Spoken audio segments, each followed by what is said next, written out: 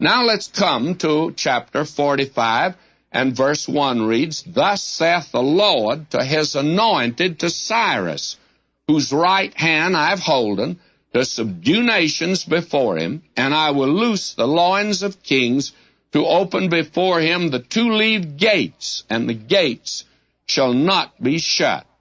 Now this is a remarkable prophecy that took place. Now Cyrus did not appear on the stage of history until 200 years after Isaiah. And he came out of the east, way yonder in Persia. And they have discovered today his monument, that is, actually grave marker. And you can't read it. I have it on a slide. And you can't read it without recognizing here is an humble man who was trusting God. You see, most of these rulers of the past are the biggest braggarts that you can imagine, and most of them are liars. You have to take everything they say with a grain of salt. They tell you how big and great they were. They're sort of like modern politicians, you know. And so they cannot be trusted. But this man, Cyrus, he makes no great claim at all.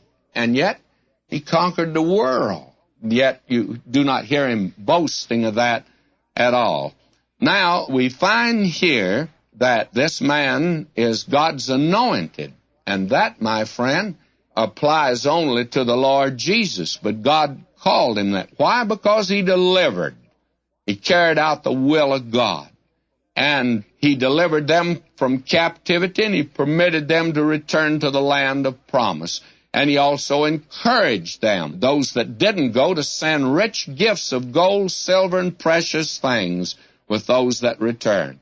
And in that respect, he was a Gentile Messiah of Israel and a vague foreshadowing of the one who was to come. Now, what is the two-leaved gates here? Well, I think those were the gates of Babylon, which shut Israel out from returning to Palestine. He opened up and said they can walk out, they can go. Now, that makes this a remarkable section, by the way.